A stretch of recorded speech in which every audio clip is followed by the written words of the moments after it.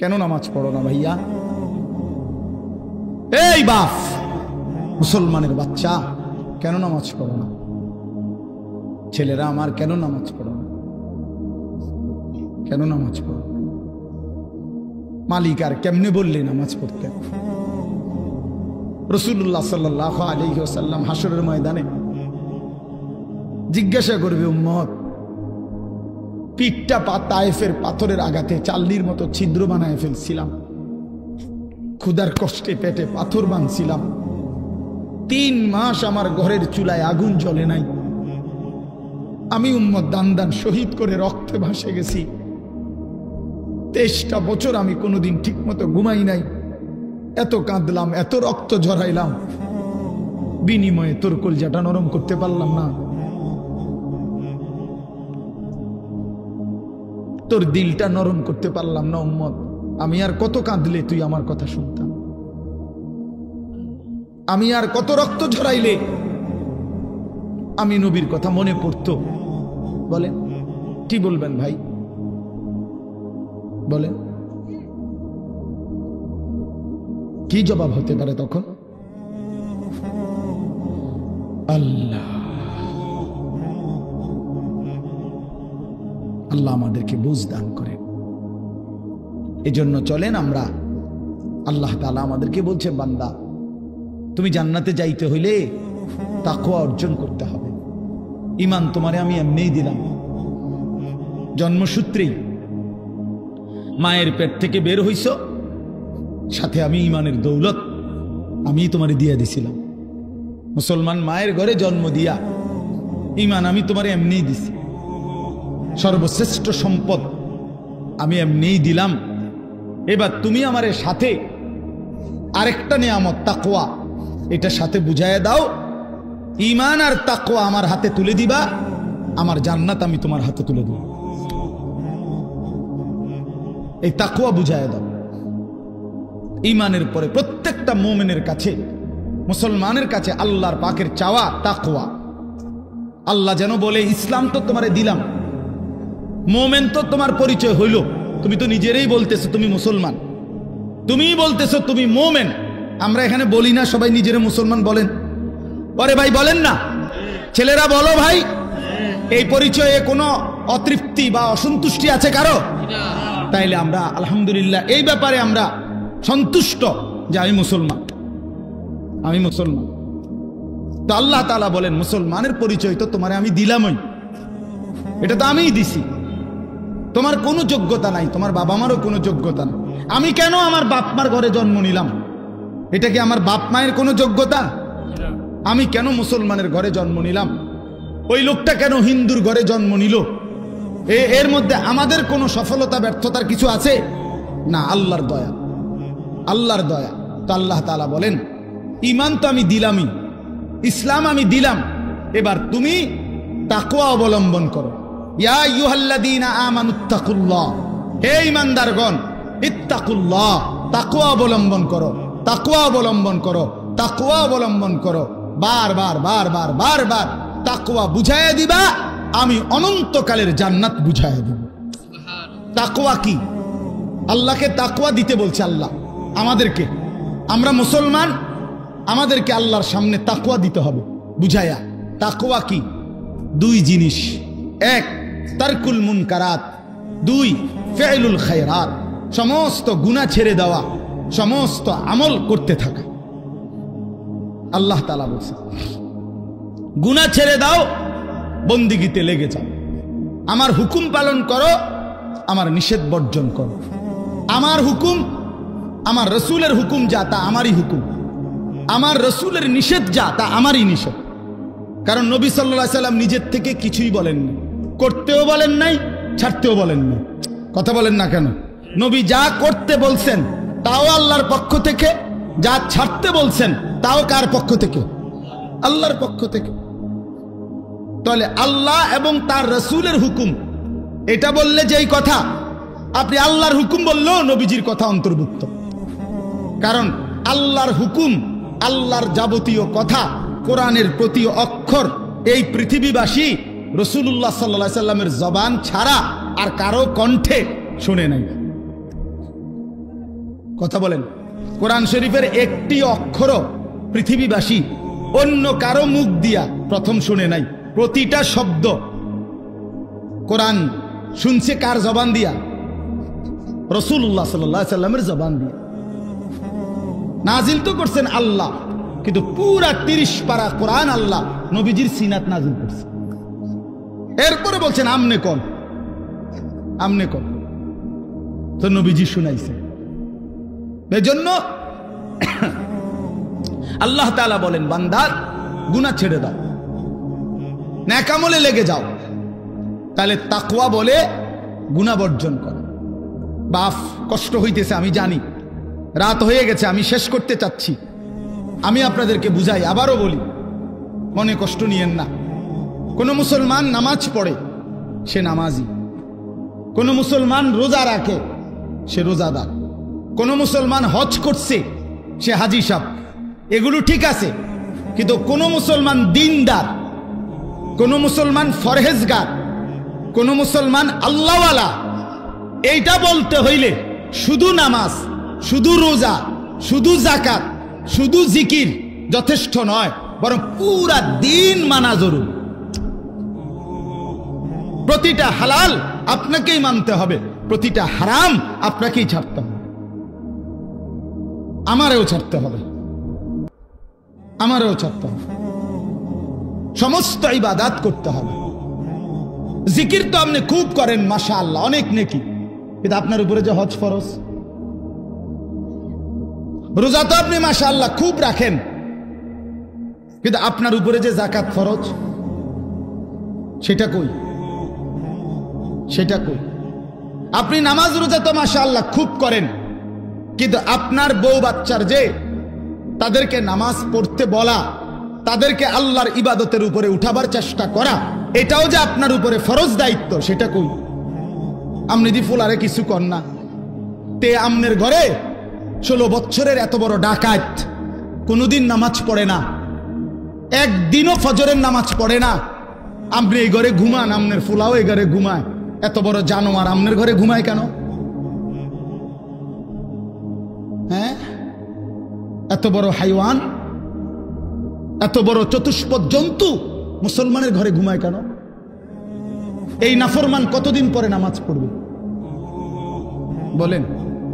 আপনার বিবি কত বছর পরে পর্দা করবে? আপনি যদি বলেন আমি কইছি তো, শুনে না। কয়বার কইছেন? 950 বছর। তো নূহ আলাইহিস সালাম তো 950 বছর বলছে।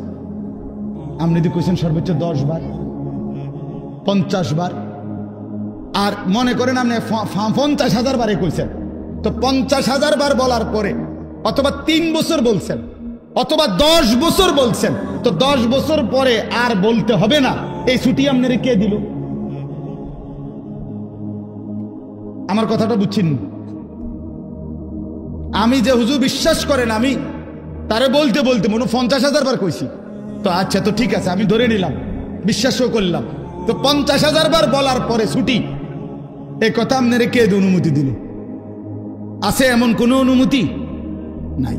এই জন্য বাবাদেরকে বলি, সন্তানের, স্ত্রীর, ঘরের মানুষ যারা আপনার ছেলে মেয়ে বউ বাচ্চা, এদের ঈমানের ফিকির, আখিরাতের ফিকির, নামাজের ফিকির, ইবাদতের ফিকির, আল্লাহর কসম, এটা হলো আপনার প্রথম প্রধান মূল দায়িত্ব।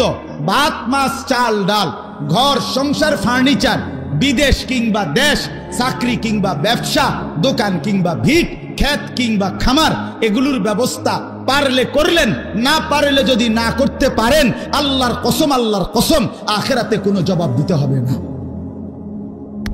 আপনার ছেলে মেয়ের জন্য যদি আপনি বিল্ডিং করে দিতে না পারেন, খাট বানায় দিতে না পারেন, তারে যদি আপনি বিদেশ না পাঠাইতে পারেন, এর জন্য হাসরে আপনি আটকাবেন না। কিন্তু তারে কেন নামাজ পড়তে বললেন না, সেজদা দিতে বললেন না, পর্দা করতে বললেন না, তারে কেন গুনাহ ছাড়াইতে চেষ্টা করলেন না, তারে কেন টেলিভিশন, মোবাইল, নাটক, সিনেমার থেকে বাঁচাইতে চেষ্টা করলেন না? এই জন্য আপনি আল্লাহর কাছে জবাবদিহি করতে হবে। এই আমরা আমাদের চেষ্টা করলাম আপনার ঘরে বুঝায় করার জন্য। তো আল্লাহ তাআলা বলেন, বান্দা তাকওয়া বুঝায় দাও, আমার জান্নাত বুঝে নাও। গুনাহ ছেড়ে দিলে বলে হুজুর আমি সব পারমু কিনা, আপনি সব পারবেন কিনা, সব বলতে আপনি কয়টা বুঝছেন? আপনি জানেননি মোট শরীয়তের বিধান, বলে যে শরীয়তের বিধান হইল করণীয় হইল মোট 30টা, বর্জনীয় হইল মোট 28টা। এরকম আপনি শুরু না করবেন, আপনি শুরু করবেন, আপনি যাবেন আল্লাহর হুকুম মানার জন্য, আপনি আগাবেন 1 কদম, রব্বে করিম রহমত নিয়ে আসবেন 100 কদম। আল্লাহ বলছে বান্দা তুমি আইসো 1 বিগত, আমি আসবো 1 হাত। তুমি আসবা 1 হাত, আমি রহমত নিয়ে আসবো 2 হাত। তুমি আসবা হাঁটতে হাঁটতে, আমি রহমত মাগফিরাত নিয়ে আসবো দৌড়তে দৌড়তে। কাজেই বান্দা তুমি ঘাবড়াইও না, আমি তো আছি বান্দা। মা তো 2 বছরের বাচ্চারে হাঁটা শিখায় যখন, তো একটু দূরে দাঁড় করাইয়া, মা এই পাশে দাঁড়াইয়া, আব্বু আব্বু আসো আসো হাঁটো, তো 2 কদম 1 কদম। মাও তো জানে হে এই থেকে এই এর দূর আইতে পারতো না, ঠিক কি না বলেন? কিন্তু মার উদ্দেশ্য কি? মহিলাটার উদ্দেশ্য হইল বাচ্চাটা আমার 2টা কদম দিলেই হে পড়ে যাবে, কিন্তু আমি দৌড়াই আগে ধরলাম। এই জন্য 2 কদম দিলেই বাচ্চা যখন পড়ে যাইতে লাগে, মা দৌড়াইয়াই কোলে নিয়া আদর দিয়া চুমা দিয়া জড়ায়। রব্বুল আলামিন বলে বান্দা তো আমার দুর্বলী, বান্দা তো আমার পুরা হক আদায় করতে পারবে না, কিন্তু আমার বান্দা আগায় আসলে, আমি তার দিল দেখলে, আন্তরিকতা দেখলে, গুনাহ ছেড়ে দিলে, আমি আল্লাহ লক্ষ কোটি গুণ রহমত নিয়ে তার কাছে আগায় আসবো। আল্লাহ তাআলা বলছে বান্দা তুমি রাতে আসলে আমি রাতে আসব, তুমি দিনে আসলে আমি দিনে আসব। তুমি পুরা পৃথিবীর সমস্ত বালুকণা পরিমাণ গুনাহ নিয়ে আসলে, আমার কাছে মাফ চাইলে, চোখের পানি ফেললে, আমি আল্লাহ তাআলা সমপরিমাণ মাগফিরাত নিয়ে তোমার কাছে আসব। হাদিস এটা। এই জন্য আমরা প্রত্যেকেই চেষ্টা করি।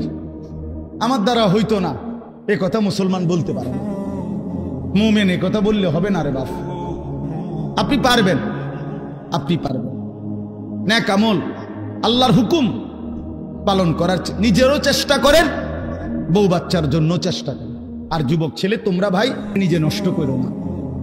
এই রাত গভীরে এই বন্ধু আমি বললাম ভাই আমার, নিজের চরিত্র, নিজের আখলাক, নিজের জীবন, নিজের যৌবন নষ্ট করো না।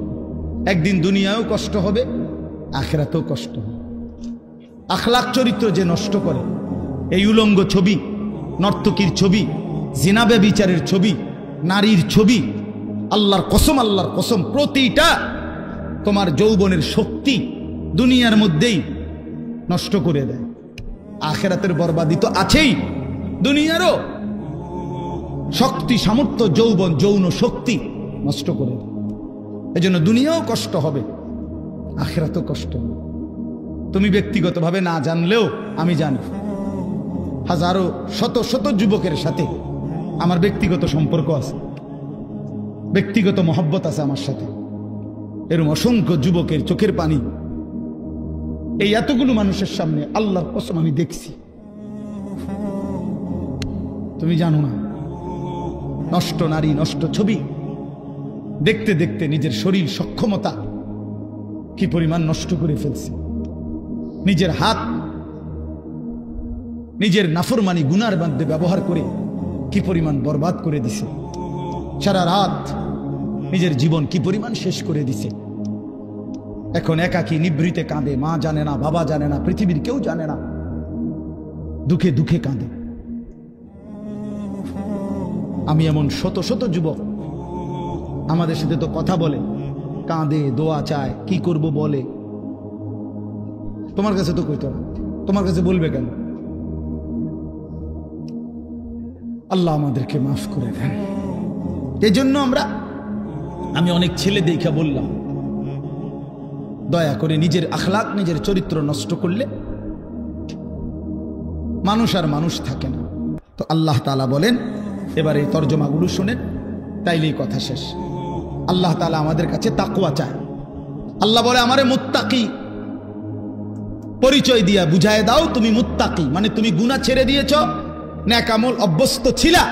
আল্লাহ বলেন এমন হলেই তুমি মুত্তাকি। ইন্নাল মুত্তাকিনা ফি জান্নাতি ওয়া উয়ুন, নিশ্চয়ই আমি আমার মুত্তাকি বান্দাদেরকে আমার অগণিত জান্নাতের মধ্যেই থাকতে দেব। ওয়া উয়ুন, এবং ঝর্ণা ধারা বেষ্টিত, নহর দ্বারা বেষ্টিত আমি আল্লাহ তাআলা জান্নাতেই তাদেরকে রাখতে দেব। সুবহানাল্লাহ। শর্ত হলো গুনাহমুক্ত জীবন, আল্লাহর বন্দিগিওয়ালা জীবন দেখাইতে হবে। জান্নাতে আল্লাহ বল ফি জান্নাত, আমার অগণিত জান্নাতে থাকবা, অয়ুন ঝর্ণা ধারা বেষ্টিত জান্নাত। এটা একটা সুন্দর কথা, মানে জান্নাতের মধ্যে 24 ঘন্টা আল্লাহ তাআলা জান্নাতি বান্দার জন্য 4টা নহর চালু রাখবেন। একটা হলো দুধের নহর, পানির নহর, মধুর নহর, মদের নহর। দুধের নদী, পানির নদী, মধুর নদী, মদের নদী। দুনিয়ার মদ না, জান্নাতের মদ। এই 4টা 24 ঘন্টা থাকবে। থাকবে যে বিষয়টা এমন না যে মনে করেন এখানে 4টা ড্রামের মধ্যে বা 4টা ট্যাঙ্কির মধ্যে এই 4 ধরনের দুধ, মধু, মদ, পানি আছে। তো আমগরে বলে দিছে যে আমি তোমাদের উপরে সন্তুষ্ট, তোমাদের যখনই মন চায় এখান থেকে দুধ, মধু, মদ, পানি যেটা মন চায় এটা খাইবা।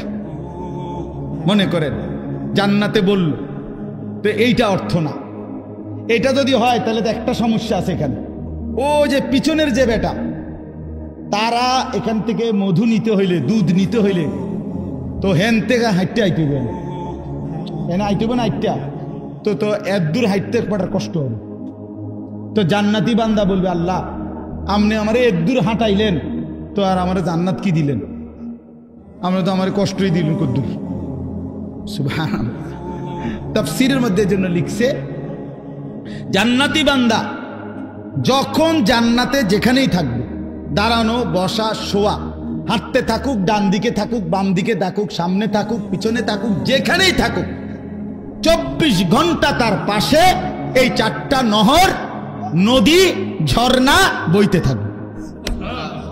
তুমি যে হাইটটা যাইতে হবে না এক কদম, তোমার লগেই থাকবে একসাথে। এইটারে কয় অয়ুন জান্নাতিন তাজরি মিন তাহতিহাল আনহার। এইটার অর্থ সারাক্ষণ সারাক্ষণ। আল্লাহ আমাদেরকে তৌফিক দান করেন। মালিক তো জান্নাত বান্দাদের জন্যই বানাইছে, মুসলমানদের জন্যই বানাইছে। তো আমরা তো মুসলমান, আমরা আল্লাহর কাছে জান্নাত চাইতে পারি না? কথা বলেন না, চাইতে পারি আমরা? আলহামদুলিল্লাহ। এরপরে আল্লাহ তাআলা বলেন, উদখুলুহা বিসালামিন আমিনিন। আল্লাহর ফেরেশতারা বলবে, হে আল্লাহর বান্দা, চির শান্তি এবং চির নিরাপত্তার সাথে জান্নাতে ঢোকো। আর কোনোদিন অশান্তি মিলবে না, আর কোনোদিন বিপদ মুসিবত আসবে না। চিরদিনের জন্য শান্তি, চিরদিনের জন্য নিরাপদ জায়গায় ঢোকো। 3 নাম্বার আল্লাহ বলেন, ওই যেটা বলে ফেলছি, ওয়া নাযা'না মা ফি সুদুরিহিম মিন গিল্লিন। আমি আল্লাহ তাআলা প্রতিটা জান্নাতি বান্দা জান্নাতে ঢুকবার আগেই তার দিল থেকে হিংসা, বিদ্বেষ, রাগ, ক্রোধ এগুলা খুলে ফেলে দেব। ইখওয়ানান আলা সুরুরিন মুতাকাবিলিন। পরস্পর জান্নাতি বান্দা ভাই ভাই হবে। আরো মজার বিষয় এখানে বলছে, সকলেই যখন যে অবস্থায় থাকুক, দাঁড়াইয়া থাকুক, বসে থাকুক, শুয়ে থাকুক, 1 সেকেন্ডের জন্য জান্নাতি কেউ কারো পিছনে হবে না। বুঝছেন আপনি? এই ভাই তো আপনার পিছনে, মনে করেন জান্নাতে আছে, কিন্তু ওটা পিছনে পড়ে গেছে। আপনারা পিছনে, ওনারা সামনে, হোক না যা, মনে করেন পুরোটাই এসি ঠিক আছে, কিন্তু আপনি তো পিছনে। তো আল্লাহ তাআলা বলছে এমন হবে না। আপনারা এখন পিছনে পিছনে না, একজনের পিছনে একজন। তো মনে করেন এটা পুরোটাই জান্নাত, কিন্তু আমরা তো ফিসে পড়ে গেছি। সে যদি আবার কয়, আচ্ছা জান্নাতে আছি ঠিক আছে, কিন্তু আমি তো পিছনে, বুঝেন নাই কথা? তো আল্লাহ তাআলা বলেন, আলা সুরুরিন মুতাকাবিলিন। না বান্দা, এমন হবে না, বরং যখন দাঁড়িয়ে থাকো আর বসে থাকো আর শুয়ে থাকো, পিছনে কোনোদিন হবে না। 24 ঘন্টা মুতাকাবিলিন, জান্নাতি বান্দা পরস্পর মুখোমুখি থাকবে। যদি বলেন এটা কিভাবে সম্ভব, তো এখানে গেলেই তো আমরা দেখব কেমন সম্ভব। হেসিমে আপনি আমারে বুঝাই কইবেন এভাবে, আমিও আপনার বুঝাই কইব এই যে এভাবে হয়েছে।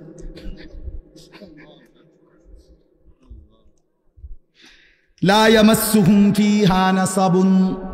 রব্বুল আলামিন বলে, 1,00,000 কোটি বছরে জান্নাতীর কোনোদিন কোনো ক্লান্তি আসবে না। দুনিয়ায় দুঃখেও মানুষের ক্লান্ত হয়, আবার সুখেও ক্লান্ত হয়। হাসতে হাসতেও কাহিল হয়ে যায়, কানতে কানতেও কাহিল হয়ে যায়, খেলতে খেলতেও দুর্বল হয়ে যায়, হয় না? অনেকক্ষণ ধরে খেলতেছে তো এখন কি লাগতেছে? কাহিল লাগতেছে। তো হাসতে হাসতেও কাহিল হয়, কানতে কানতেও কাহিল হয়। আল্লাহ বলেন জান্নাতি বান্দা যত সুখের মধ্যেই থাকুক না কেন 24 ঘন্টা কখনোই কোনো ক্লান্তি আসবে না। ওমা হুম মিনহা বিমুখরাজিন। রব্বুল আলামিন বলেন কোনদিন লক্ষ কোটি বছরে জান্নাতি বান্দাকে 1 সেকেন্ডের জন্য জান্নাত থেকে বের করা হবে না, কোনদিন বাহির হবে না, অনন্তকালের জন্য থাকবে। এবার শেষ কথা বন্ধু, নব্বি এই বাদি আন্নি আনাল গফুরুর রহিম। রব্বুল আলামিন বলেন এমন সুন্দর এমন সুখের জান্নাত আমি আল্লাহ বর্ণনা দেওয়ার পরে বন্ধু ও নবী আপনাকে বলছি, কোন উম্মত যদি আপনার বলে আল্লাহ আমি তো শুনেছি জান্নাতের কথা, যেতেও মন চায়, কিন্তু এই পরিমাণ গুনার নাফরমানি করেছি রব্বুল আলামিন, যার কারণে গুনাহ তো অনেক বেশি, জান্নাতের আশাই করতে পারি না। আল্লাহ বলেন বন্ধু আপনি আমার সেই বান্দাদেরকে বলে দেন আন্নি আনাল গফুরুর রহিম, যত লক্ষ কোটি গুনাহ হোক না কেন ছেড়ে দিয়ে তওবা করে চোখের পানি ফেলে যদি আমি আল্লাহর দিকে ফিরে আসে, আমি আল্লাহ ওয়াদা দিলাম আসমান ছোঁয়া গুনাহ হলেও আমি আল্লাহ গফুর, আমি নিশ্চিত মাফ করে দেব। জান্নাতে যেতে চাও, অনেক গুনাহ, আল্লাহ বলে বান্দা ঘাবড়াইও না, তুমি যদি ফিরে আসো আগের গুনাহ ছেড়ে দাও, চোখের পানি ফেলে মাফ চাও, আর করবে না ওয়াদা দাও, তো আমি 90 বছরের গুনাহ একসাথে 1 সেকেন্ডে মাফ করে দেব। 7 আসমান উঁচা গুনাহ মাফ করে দেব। তবে শর্ত হলো আসবা কিনা বলো, ফিরবা কিনা বলো, আগের গুরু ছাড়বা কিনা বলো। বিড়ি খাইতে খাইতে আস্তাগফিরুল্লাহ কইলে হইতো না, কথা বুঝেন নাই? টেলিভিশন চাইতে চাইতে তওবা তওবা কইলে হইতো না। আমাদের তো আমরা না বুঝি না, আল্লাহ তো বুঝে বাবা। আমরা তো অনেক সময় আছি এমনি ডুল্লা ডুল্লা আস্তাগফিরুল্লাহ তো পড়ি, কিন্তু গুনাহ থেকে আসলে ইস্তিগফার নাই, এটা মুখে বলে আর কি, জানে সে গুনাহ ছাড়বে না, তো এটা কিসের আস্তাগফিরুল্লাহ হলো? আপনার ইয়াকিন দিলের মধ্যে আপনি মিথ্যা ছাড়বেন না, তো আপনি কি গুনার তওবা করতেছেন? আপনি তো দিলের মধ্যে রাখছেন যে আপনি গুনাহ ছাড়বেন, আপনার পকেটে বিড়ি, আপনার মুখে দাড়ি কাটা, আপনার পকেটের টাকা সুদের টাকা, আমনে কোন আস্তাগফিরুল্লাহ রাব্বি কিতা কইলেন? কারে কইলেন? কিতা বুঝাইলেন আমনে? হ্যাঁ, এই জন্য বললাম আল্লাহ তাআলা বলে তওবা হলো বান্দা আগের গুনাহ ছেড়ে দেওয়া, আর করবে না ওয়াদা দিয়া লজ্জিত হয়ে মাফ চাওয়া। এমন হলে আমি 90 বছরের গুনাহ মাফ করে দেব। ওয়া আন্না আযাবি হুয়াল আযাবুল আলীম। আল্লাহ তাআলা বলেন এই শেষ কথা ভাই, আমার এই শেষ লাইনটা শুনেন।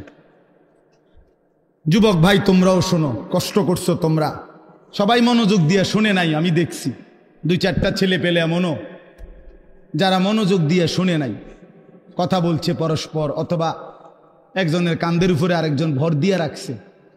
মনে রাখবেন এটা অসভ্যতা। কোনো প্রাপ্তবয়স্ক ছেলে মানে 14 বছর 15 বছর থেকে উপরে যারা সাবালক, অর্থাৎ যাদের উপরে গোসল ফরজ হয়, এমন সাবালক ছেলে একজন আরেকজনকে জড়ায়া ধরা, এটা সম্পূর্ণভাবে শাহওয়াত, এটা অসভ্যতার অংশ। হ্যাঁ, এটা একটা শাহওয়াতের অংশ, এটা একটা নোংরামির অংশ। আপনি মনে করেন আমরা বন্ধু দেখে জড়াই, না না না বন্ধু না, তোমার কাছে মধ্যে শাহওয়াত আছে দেখে জড়াই ধরছে। দুনিয়াবাসী না বুঝলে কি হয়েছে, আসমানওয়ালা বুঝে। এই জন্য ভাইয়া আখলাক বড় সম্পদ। তো বলতেছিলাম শেষ কথা হলো আল্লাহ বলেন আপনাদের বাবাদেরকেও বলি, আমারও বলি, যুবক ভাই তোমাদেরকেও বলি, ওয়া আন্না আযাবি হুয়াল আযাবুল আলীম। আল্লাহ তাআলা বলছেন বান্দা এতভাবে বললাম, আমার জান্নাত আমি সাজায় রাখছি, আমি বললাম আমি মাফ করে দেব, এরপরও যদি কেউ গাদ্দারি করো, অবাধ্যতা করো, হাসরের ময়দানে আল্লাহ তাআলা তার বহু বান্দার আমল ধুলির মতো উড়ায় দিবেন, ছুঁড়ে ফেলে দিবেন। সাহাবায়ে কেরাম, কথা বলো না ভাই, কথা বলো না, অবাক হয়ে জিজ্ঞেস করবেন। সাহাবীরা জিজ্ঞেস করছেন, ইয়া রাসূলুল্লাহ, তারা কারা? তো নবী সাল্লাল্লাহু আলাইহি ওয়াসাল্লাম বলছেন, প্রকাশ্যে তো তারা তোমাদেরই ভাই, তোমাদের সাথেই নেক আমল করত, কিন্তু যখন একাকী গোপনে, ওয়ালাকিন ইদা খালাউ বিমাহারিমিল্লাহ ইনতাহাকুহা, একাকী যখন কোনো গুনাহ, নাফরমানি, হারাম কাজ করার সুযোগ পেত, তো একাকী হওয়ার কারণে করে ফেলত। মনে মনে ভাবতো যে কেউ দেখে না, কেউ শুনে নাই, কেউ দেখে নাই, রাতের অন্ধকার, গোপন জায়গা, একাকী। তো এই কারণে আল্লাহর নাফরমানি করত, আর মানুষের সামনে বেশভূষা ধরত বুজুর্গি, মানুষের সামনে একদম ফরহেজগার, একাকী আল্লাহর নাফরমান। তো রাসূলুল্লাহ সাল্লাল্লাহু আলাইহি ওয়াসাল্লাম বলেন, এমন ব্যক্তির আমলগুলো আল্লাহ তাআলা ছুঁড়ে মারবেন, ধুলির মতো উড়িয়ে দেবেন। এটা মৌলানা বলতেছিলেন আপনাদেরকে। এজন্য এটা মনে রাখা চাই, মুসলমান মানে এই কথা দিলের মধ্যে ইয়াকিন রাখতে হবে, 24 ঘন্টা হার হালাতে, সকল অবস্থায় আল্লাহ আমাকে দেখে। কি বলেন? আল্লাহ আমাকে দেখে। আলাম ইয়ালাম বিআন্নাল্লাহা ইয়ারা, আল্লাহ তাআলা বলে, বান্দা তুমি কি জানো আমি কিন্তু সারাক্ষণ তোমাকে দেখি, সারাক্ষণ, রাতেও দিনেও, অন্ধকার অমাবস্যার রাতেও, পূর্ণিমার চাঁদের আলোর নিচেও, একাকীও, গোপনেও, প্রকাশ্যেও, সর্বাবস্থায় আমরা আল্লাহ তাআলার ইহাতা, আল্লাহ তাআলার বেষ্টনীর বাহিরে যাওয়ার কোনো সুযোগ আমাদের নাই। কোরআন শরীফে আছে, আল্লাহ তাআলা বলেন, ইয়া মা'শারাল জিন্নি ওয়াল ইনস ইন ইসতাতা'তুম আন তানফুযু মিন আকতারিস সামাওয়াতি ওয়াল আরদ ফানফুযু। সূরা আর রহমানের মধ্যে আছে। আল্লাহ তাআলা বলেন, হে জিন এবং মানুষ, যদি নাফরমানি করতেই মন চায় তো আমি আল্লাহর আসমানের সীমানা, জমিনের সীমানা ছেড়ে দাও, আমার সীমানার থেকে বেরিয়ে পড়ো, দেখো পারো কিনা। আল্লাহ তাআলা বলে, লা তানফুজুন ইল্লা বিসুলতান, আমি ক্ষমতা না দিলে কেউই নিজের যোগ্যতায়, নিজের ক্ষমতায় আমার সীমানা পার হইতে পারবে না। বুঝেন নাই? পারবে? আমরা আসলে পারমু না। এভাবে বহু আয়াতের মধ্যে আল্লাহ তাআলা কোরআনুল কারীমে কথা বারবার বলছে, বান্দা তুমি আমার বেষ্টনীর ভিতরে, লাকাদ আহসাহুম ওয়া আদ্দাহুম আদ্দা। আল্লাহ তাআলা বলেন, আমি বান্দাকে বেষ্টন করে আছি এবং তার পুরা জিন্দেগি গুনে গুনে রাখছি, গুনে গুনে রাখতেছি, একটা জাররা, একটা হিসাব বাদ যাবে না, বাদ যাবে না। আহসাহুল্লাহু ওয়া নাসু, আল্লাহ তাআলা বলেন, বান্দা আমি গুনে রেখেছি, তুমি ভুলে গেছো, তোমার হয়তো মনে নাই তোমার পুরা হায়াত, আমি আল্লাহ তাআলা হিসাব করে রাখছি। হাসি দিছো কয়টা, কাঁদছো কয়বার, হাত উপরে উঠাইছো কয়বার, নিচে নামাইছো কয়বার, অক্সিজেন গ্রহণ করছো নিঃশ্বাস কয়বার, আবার ছেড়ে দিছো নিঃশ্বাস কয়বার। আল্লাহ তাআলা বলেন, সব আমার ফেরেশতা হিসাবের মধ্যে লিখে রাখছে, সব হিসাব। এজন্য বাফ, এটা বহুতই জরুরি বিষয়। নিজেরে বুদ্ধিমান ভাবতে নাই, নিজেরে চালাক মনে করতে নাই। পৃথিবীর সবাইকে ফাঁকি দিলে কি হবে? আল্লাহকে ফাঁকি দেব কিভাবে? আল্লাহকে ফাঁকি দেব কিভাবে? আর বিচার তো আল্লাহ করবেন, ফায়সালা তো আল্লাহ করবেন। দুনিয়ার সবাই বলল ভালো, মালিক জানে আমি অসৎ, তো লাভ কি হবে? এই জন্য আমরা প্রত্যেকেই একাকী গুনার ব্যাপারে সতর্ক থাকি। যুবক ছেলে যারা আছো তোমরা ভাই, এটা তোমাদের মধ্যে বেশি দোস্ত। রাতের আধারে তুমি মনে করো কেউ দেখে না, এই জন্য তুমি সারা রাত মোবাইলের মধ্যে নাচ গান ছবি দেখো। দোস্ত আমার, মনে রাখো, যে মালিকের চোখ দিয়ে দেখতেছো সে মালিক তোমারে দেখে। যার হাত দিয়ে মোবাইল চালাচ্ছ তিনি কিন্তু দেখেন, তিনি দেখেন। ওয়াকাফা বিদুনুবি ইবাদিহি খাবীরাম বাসীরা। আল্লাহ তাআলা বলেন, আমার বান্দার সমস্ত গুনার হিসাব রাখার জন্য আমি আল্লাহ একাই যথেষ্ট, আমি একাই যথেষ্ট। তুমি দেখবা আমি আল্লাহ তাআলার কাছে হাসরের ময়দানে যখন তোমার আমল নামা দেয়া হবে, নিজ চোখে তুমি দেখবা লা ইউগাদিরু সগীরাতান ওয়ালা কাবীরাতান ইল্লা আহসাহা। আল্লাহ তাআলা বলেন, বান্দা নিজেই বলবে, আল্লাহ ছোট কিংবা বড় আমার জীবনের কোনো কিছুই তো এই হিসাবের খাতার থেকে বাদ দেয় নাই, সবই তো উঠায় ফেলছে। কারে দিয়া লেখাইল? একটা বিন্দু, একটা নিঃশ্বাস, একটা হাসি কান্না, ভালো মন্দ কিছুই তো বাদ দেয় না। এইভাবে নিখুঁত আমলনামা তৈরি করছে ফেরেশতা। এই ডান কাঁধে বাম কাঁধের ফেরেশতা এক সেকেন্ডের জন্য বিশ্রাম করে না। ফেরেশতার কোনো বিশ্রাম নেই, ফেরেশতার কোনো ক্লান্তি নেই। সৃষ্টিগতভাবেই তারা এমন।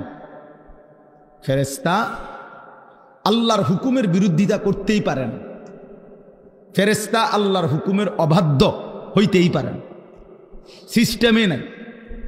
এই লাইটটা নিজে নিজে বন্ধ হইবার কোনো যোগ্যতাই নেই। এটা আমরা মানুষরা এটা সুইচ বন্ধ করতে হবে, অথবা ওই বিদ্যুৎ যেখানে চলে যায় সেখানেও তো সুইচ বন্ধ হয়।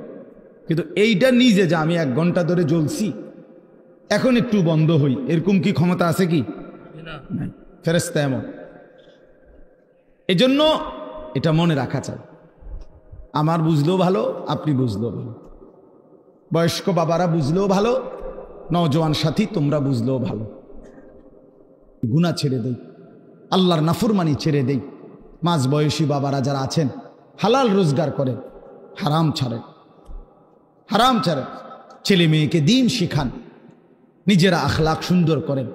আল্লাহ তাআলা আমাদের সবাইকে আখিরাতের ফিকিরে গুনাহ ছেড়ে দেওয়ার, আল্লাহর ইবাদত করার তৌফিক দান করেন। 5 ওয়াক্ত নামাজ পড়ার চেষ্টা করেন। কষ্ট করলেই হবে, একটু হিম্মত করলেই হবে। শত ব্যস্ততার ভিতরেও নামাজ পড়া যায়। আল্লাহ আমাদেরকে বুঝ দান করেন। এই মাদ্রাসা আল্লাহ তাআলা কবুল করে নেন। মাদ্রাসার তামাম ফিকির আল্লাহ তাআলা কবুল করেন। মাওলানা ইয়াহিয়া মাদ্রাসার জন্য আপনাদের কাছে সহযোগিতা চাইছিল, আপনারা কম বেশি দিছেন। আরও পারলে আরও দিয়েন। একটা কথা মনে রাখেন, দান সাদাকার ক্ষেত্রে একটা গুরুত্বপূর্ণ বিষয় হলো, প্রথমত তো দিতে মন চায় না, কিন্তু বাস্তবতা হলো প্রত্যেকেই খেয়াল করে দেখে যে যেটুকু দান করে সেটা আসলে সামান্যই দেয়। এটুকুতে তার সংসার পরিবার তেমন কিছু হয় না। টাকা 500 দিলে আপনার বিল্ডিং কোনো কাইতেই যেত না। কথাটা আমরা বুঝছেন না? টাকা 1000 দিলে আপনার সংসারের 3 দিনের বাজার বন্ধ হয়ে যাবে এমন না। 100টা টাকা দিলে মসজিদে মাদ্রাসায় দ্বীনি কাজে আপনি খুব আটকাইতেন না। দান মানুষ অল্পই করে, কিন্তু হাসরের ময়দানে এর পুরস্কার দেখলে, বিনিময় দেখলে কলিজা ফাইটা মরে যাবে যে হায় কি করলাম, যদি আরো কিছু টাকা দিতাম। সংসার তো চলেই, সংসার তো কোনো না কোনোভাবে চলে। মানুষ শত ব্যস্ততা অভাবের ভিতরেও বন্ধু বান্ধবরে কিছু খাওয়াইলে কিছু টাকা তো কমে যায়, কিন্তু এরপরও জোড়াতালি দিয়া সংসার চলে যায়। তো আল্লাহর রাস্তায় দান করার বিষয়টা হলো এই, প্রথম তো দিতে মন চায় না, একটু কষ্ট করে দিয়া ফেললে আখিরাতে অনেক বড় সওয়াব মিলবে। এজন্য নিয়মিত মসজিদ মাদ্রাসায় দেওয়ার চেষ্টা করবেন।